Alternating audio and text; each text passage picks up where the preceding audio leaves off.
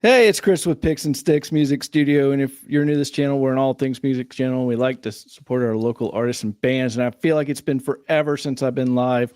But I have John Wan on here, and we're going to talk about some GNR because they released 2 new songs and we're excited about it. And we're going to talk about it. So I'll bring him in, unmute him, and I just removed him. Here, let's go. There we go. Yeah. You see my screen name is John One Loves GNR because it's true. It's true. Oh, I got screen names off because when I did a interview with Grounds Crew the other day, because we both were in the same room, I couldn't really have a screen name on. But I didn't catch that till now. But it was good having you back on here. We haven't done this and it's been a while.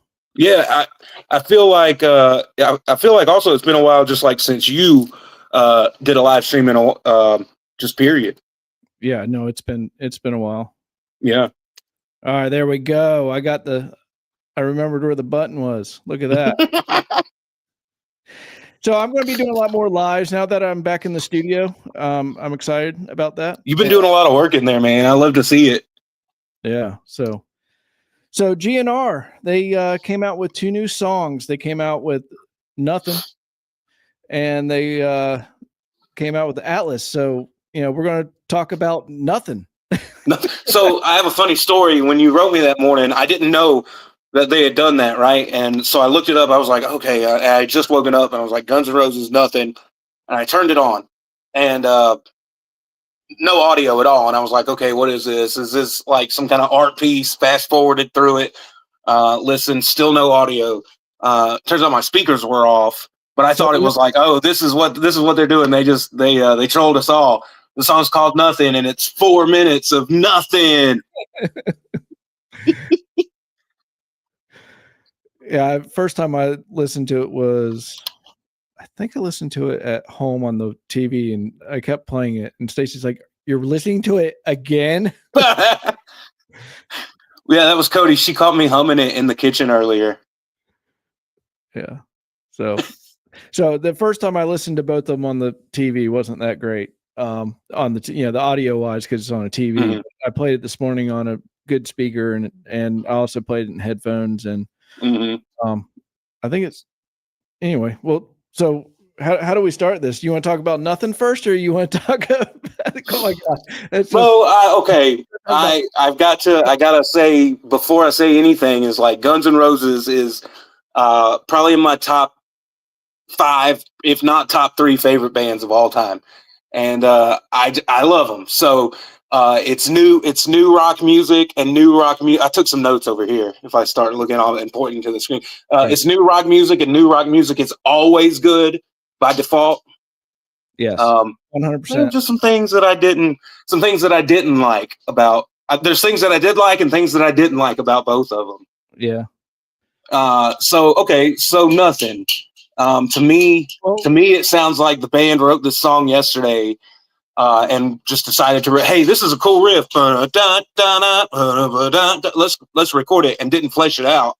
Or it sounds like maybe Axl Rose started to record this in like 2003. Ever how long he was working on that record, and they just brought it to the guys to record over. I don't know. That's how I feel about it. Also, I wrote on here, it says it's like the ingredients for rock and roll, but they've not been combined yet. So it's like rock and roll. Songwriting, guitar solo is great. It's very artsy. Those are the notes I wrote for that. Yeah. So so basically the backstory of these songs, it's Axl, and the band wrote it in like early 2000s. Mm-hmm. And it was part of the Chinese Democracy set of songs, and it didn't make the set. It didn't make the season. So that's what I thought. Yeah. By the end of the next song, I was like, did he write these for Chinese Democracy and they just didn't make the cut? Yeah, that's what it was, and that's why it's kind of similar to that style of songs. But they sound like they belong on Chinese Democracy. yeah, and then obviously they added Duff and Slash to it because they Mhm. weren't around then. So Mhm. which was awesome. That we get to get some Slash and Duff together Yeah. on some stuff. The only thing I don't like is that it's pretty much. I'm pretty positive it's Axl's vocals from early 2000s. I'm pretty sure he did not re-record those. So I caught on to that too. I was like, these vocals don't necessarily sound like what he sounds like now.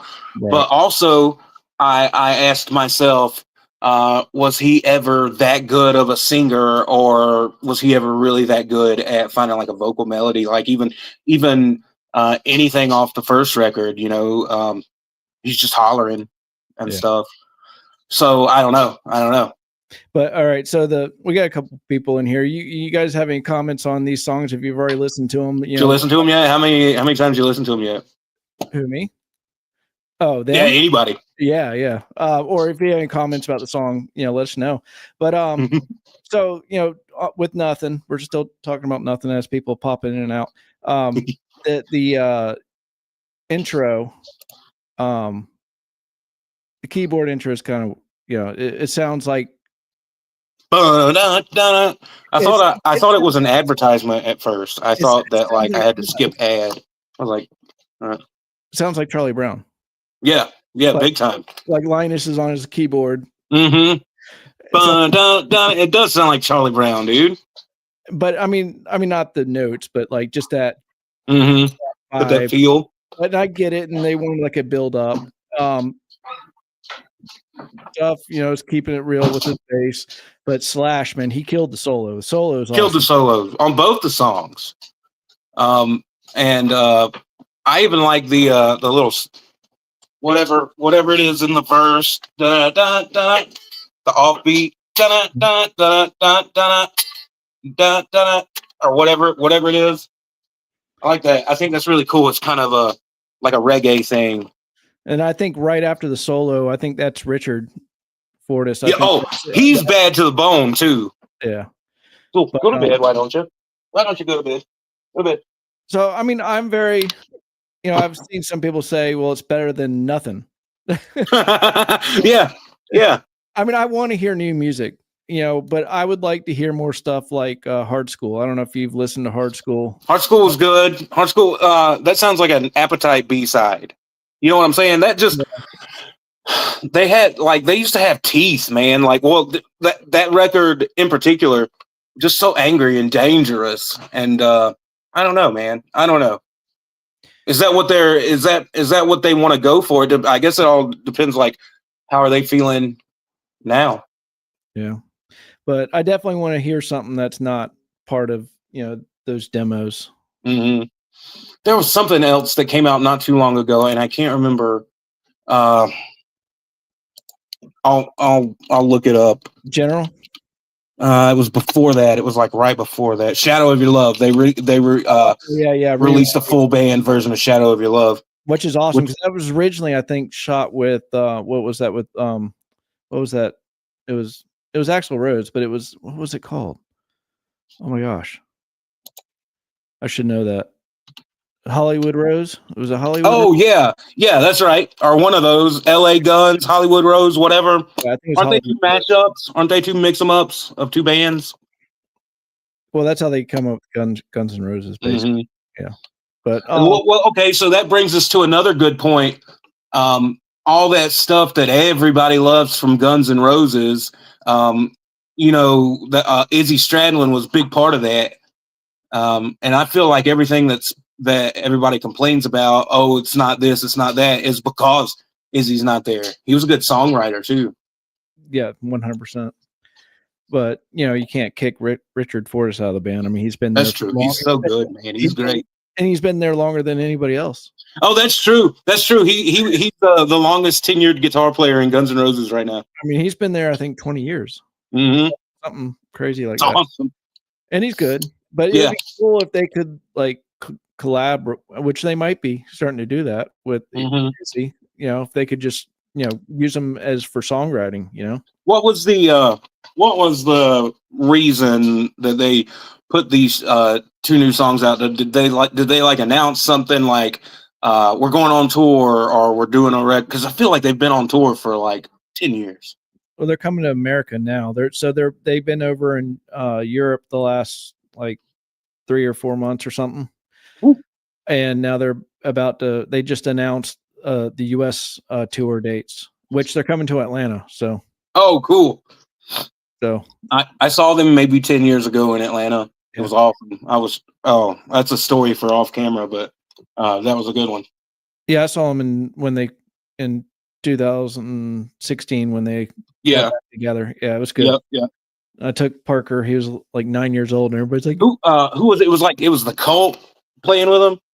Oh yeah, it was the Cult. Yeah, it was a good. Yeah, pretty sure. A little 9-year-old Parker, a little rock and roll guy. But we got in late. We caught the GN'Rs and coming in, but we missed the Cult. I think we were still could hear them playing as we're going to our seats and stuff. But yeah, so basically they got so they have like 5 or 6 songs that they've released, and it should be a part of this new album they release. So they're gonna put out a full-on new album. Yeah, and they said there's gonna be some songs on there that'll be more back to their roots too. That's what I've heard. That's what it was. I think it was Duff that said that. So yeah, I mean, I'm into it either way. I like it.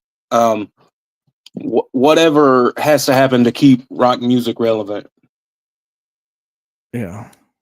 So which one did you like better, Nothin or Atlas? I liked Atlas better, I think.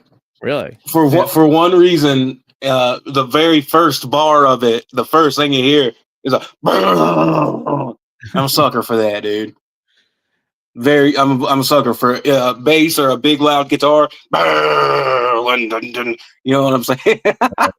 Oh, I feel like Atlas jumps around a lot though. Like it does. It's got some weird chord phrases in there and stuff that all of a sudden they switch to something else, and it's like, wait, why did you just go there? You know what I mean? They both sound disjointed. They both sound like they could have did the songwriting a little better. It's almost like they kind of, with Atlas, they put like 2 or 3 songs together. Right. Yeah, I wrote that. It sounds like they put 2 or 3 songs together here. But Duff McKagan's bass lines and Atlas are really good. I like them. And the sound sonically, like the way his bass sounds great too. Right. But yeah, I mean, Slash killed it on both those songs. I mean, he can't go. He can play on all the people he's played on their songs from I don't know. I mean, just everybody. He was the guitar player for a long time, like 2010 to 2020. He was like the ambassador of rock guitar. Well, remember that solo album he had where he had like 10 or 12 different artists on it? And yeah, I do. Yeah. And he totally did different styles for each artist. Like Ozzy, sound like an Ozzy song. He did like a Maroon. Did like their style. He did like a Fergie song on there. They did Fergie, Maroon 5 guy. I don't having a blank on his name. Adam Levine, right? Yeah. I forgot about that record. I had that for a while. Yeah, he had I think Dave Grohl played drums on one of them. But yeah, that was a good little album. It's got Kid That's Rock. about the time that Cody and I first met, is when that record came out. Yeah. It had Kid Rock on it, had Iggy Pop on it. There was one in particular that I loved. I can't remember. I know the Dave Grohl one was awesome. I'd have to look at the track list, but there was one on there that was like exceptional. They were all really good though. Yeah, but can't go wrong. Well, I mean, I enjoyed it, and it's not. I wish it was more like Appetite, or I think that's what everybody's going to say, because everybody loves Appetite for Destruction, right? That's one of the best records ever made. Period. Of any genre from any band. But I know he's trying to change his music with the times and stuff like that. But who was really good at that is Aerosmith. Big time. big time. I like the late 80s, 90s Aerosmith better than I do the 70s Aerosmith. Isn't that weird? I mean, they kept changing it throughout the years, the decades, and like even I remember like something simple like the Armageddon soundtrack. That song was like it's a very poppy song, but huge. It sounded awesome though. Yeah, huge. Put them back on the map. Yep. Made them super duper relevant. I'm sure that one got like in the Billboard charts or whatever. Yeah, had to if it didn't go to number 1. So that's pretty much our takes on the Guns N' Roses, and if you are watching this not live, drop some your opinions in the comments about the songs. I think and send us more Guns N' Roses. Yeah, but but I'm not I'm not going to knock it. They're putting music out, it's art, and is it what we wanted? No, but is it still good? Yes. Yeah, it's still awesome. I haven't. Cody is the same as me. She's a Guns N' Roses super fan, and she just straight up did not like it. So I guess it's going to divide a lot of people. All right, so this is, I don't think it's going to hurt anybody's feelings or anything. But Axl Rose, obviously, he doesn't sing like he used to, right? But so I want to see him record some stuff now, how he sings now.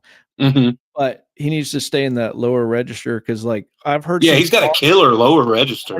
Some of the songs he covers are amazing that are in the right register, and it's amazing. It's like, why don't you just write songs that are in that register? Yeah, I mean, he's a good singer, and he had a huge range, not just high but also low. He's tremendous, man, and I think I don't know.